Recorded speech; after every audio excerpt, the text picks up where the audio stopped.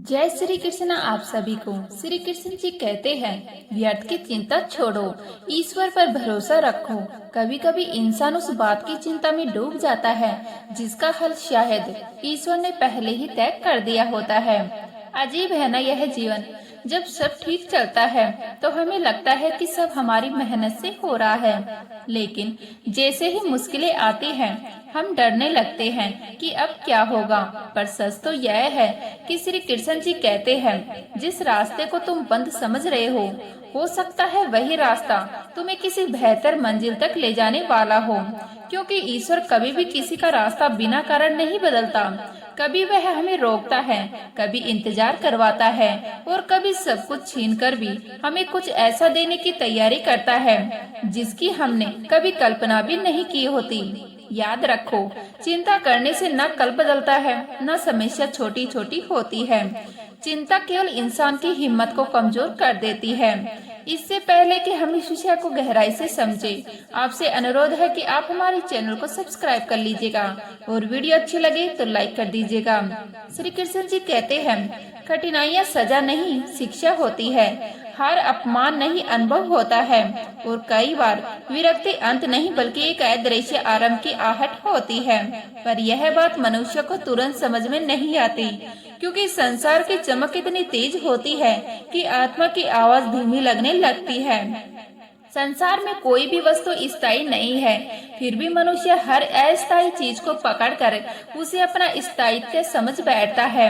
यही भ्रम है, यही मोह है और यही वह धुंध है जो मनुष्य को उसके वास्तविक स्वरूप से दूर कर देती है। लेकिन विचारों की दिशा, हाँ वही विचार जिनको हम अक्सर साधारण समझकर अनदेखा कर देते हैं, वही तय करते हैं कि इस अस्थायी संसार में भी तुम्हें स्थायित्व का अनुभव कैसे होगा।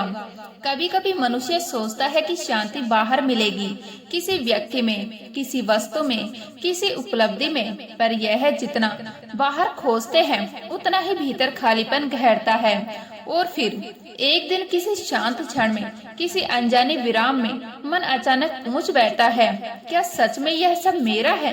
क्या सच में यह सब हमेशा रहेगा?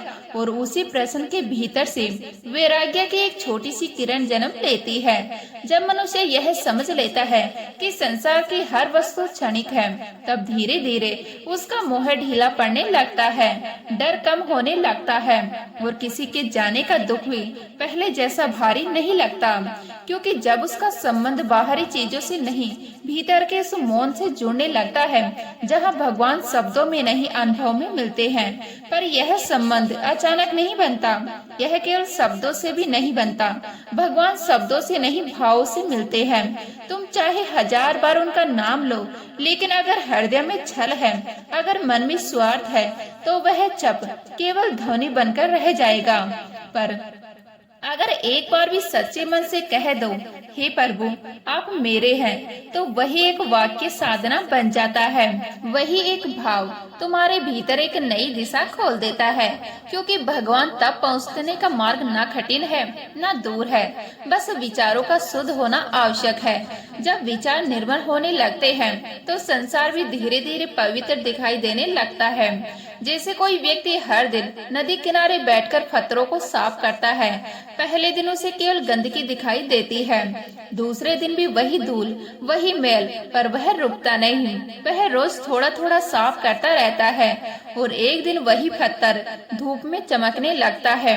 ठीक वैसे ही जब तुम अपने विचारों को रोज देखना शुरू करते हो तो भीतर की गंदगी धीरे धीरे निकलने लगती है। अहंकार की धूल, ईर्ष्या की परत, क्रोध की कठोरता सब धीरे धीरे टूटने लगती है। पर उसी क्षण आत्मा की चमक दिखाई देने लगती है।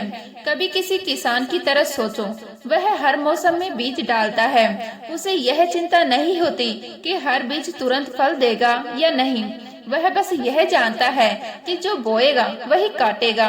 श्री कृष्ण जी कहते हैं, मनुष्य भी हर विचार के साथ अपने भविष्य की एक नई फसल बोता है। अगर वह हर दिन असंतोष बोएगा तो जीवन में कड़वाहटी उगेगी, लेकिन अगर वह हर दिन भगवान का विचार बोएगा तो उसकी आत्मा में आनंद के फूल खिलने लगेंगे।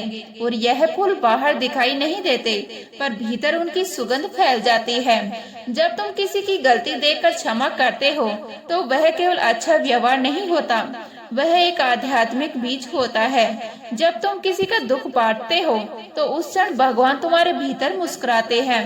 जब तुम किसी के प्रति दया रखते हो तो वही दया तुम्हें ईश्वर की अनुभूति की ओर करीब ले जाती है। जो निरंतर भगवान का विचार करता है, धीरे धीरे उसके भीतर ही भगवान प्रकट होने लगते हैं। और जब जीवन अचानक बदलता हुआ नहीं दिखता और भीतर कुछ शांत, गहरा और उज्जवल होने लगता है, जैसे अंधेरे कमरे में किसी ने चुपचाप दीपक जला दिया हो, तब मनुष्य समझने लगता है कि भगवान को पाने का अर्थ कहीं दूर जाना नहीं, बल्कि अपने ही भीतर लौट आना है। मित्रों, भगवान श्री कृष्ण जी कहते हैं, जो व्यक्ति हर स्थिति में मुझे याद करता है वही मुझे पा सकता है। पर इस स्मरण का अर्थ केवल शब्दों में नाम लेना नहीं, यह उस भावना का जन्म है जिसमें मन बार बार उसी की ओर लौटना चाहता है, जहाँ शांति है, जहाँ प्रेम है, जहाँ सत्य है। इसलिए भगवान को पाने के लिए किसी मंदिर, पर्वत या तीर्थ की अनिवार्यता नहीं, बल्कि विचारों की पवित्रता की आवश्यकता है। क्योंकि जब विचार शुद्ध होने लगते हैं तो वही मन मंदिर बन जाता है, और जब मन मंदिर बन जाए तो फिर हर श्वास आरती बन जाती है, हर क्षण प्रार्थना बन सकता है। जो विचार भगवान की ओर ले जाए वही ध्यान है, जो विचार उन्हें अनुभव कराए वही साधना है। पर यह साधना कठिन नहीं होती, कठिन केवल मन का भटकना होता है।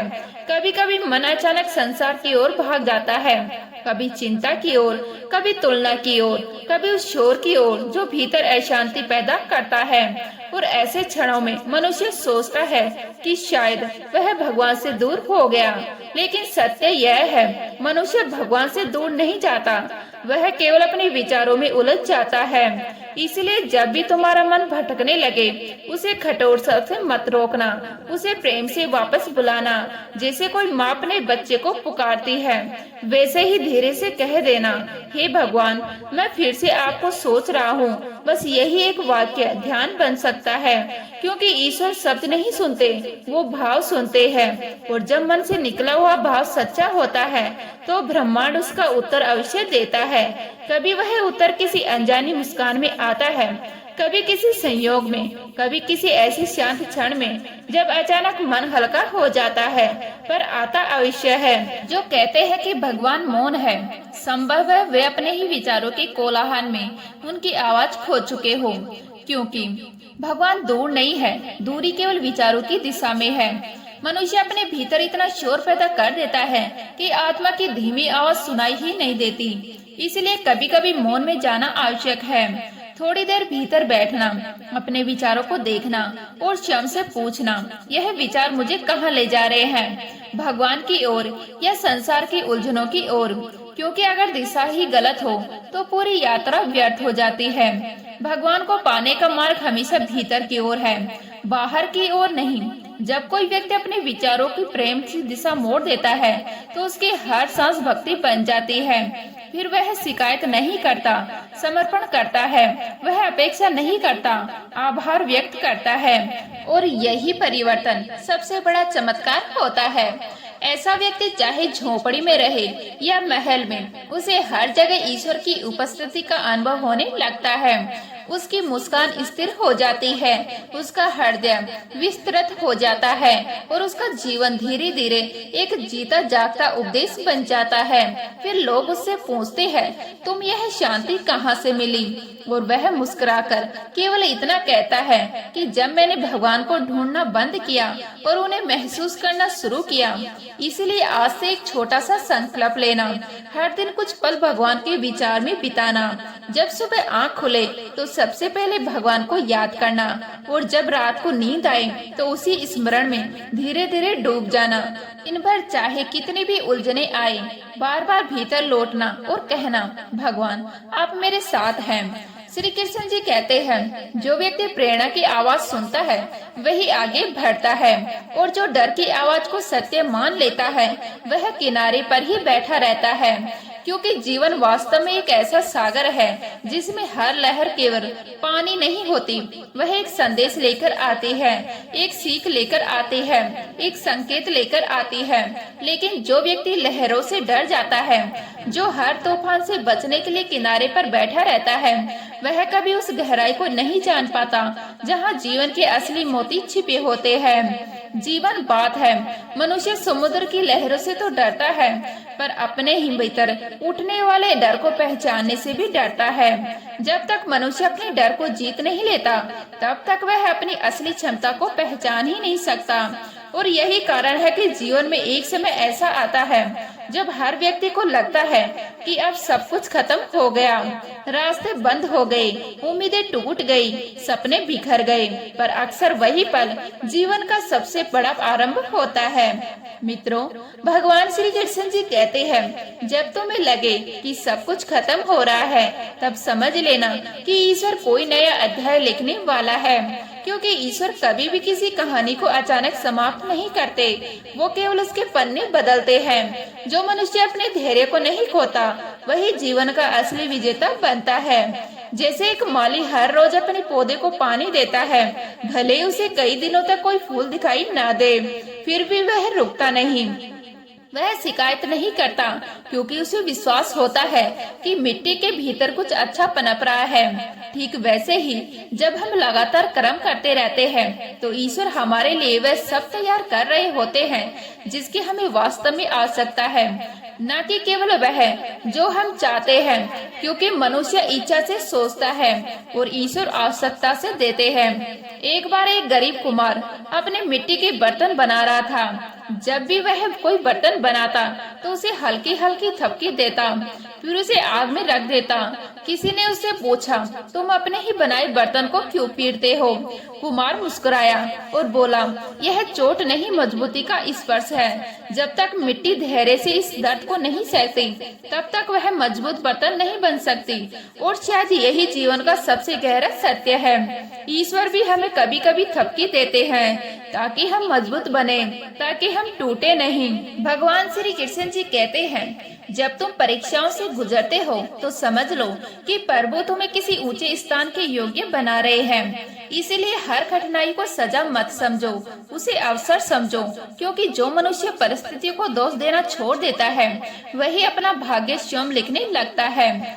जब जीवन तुम्हें गिराए तो यह मत सोचो कि सब खत्म हो गया, बल्कि यह सोचो शायद यह नई उड़ान की तैयारी है। क्योंकि पक्षी भी उड़ने से पहले कई बार गिरना सीखता है। मनुष्य के भीतर इतनी शक्ति है कि वह चाहे तो अंधकार में भी दीपक बन सकता है, लेकिन अधिकांश लोग अपने भीतर के उजाले को बाहर के शोर में खो देते हैं। संसार की सबसे बड़ी भूल यही है कि हम दूसरों से उम्मीद रखते हैं कि वो हमें समझेंगे, पर असली समझ तब आती है जब मनुष्य स्वयं को समझना शुरू करता है। तो उम्मीद करती हूँ यह वीडियो आपको अच्छी लगी होगी। अच्छी लगी तो लाइक करें, शेयर करें, नए हैं तो प्लीज सब्सक्राइब कर लीजिएगा। मिलते हैं नेक्स्ट वीडियो में। जय श्री राम।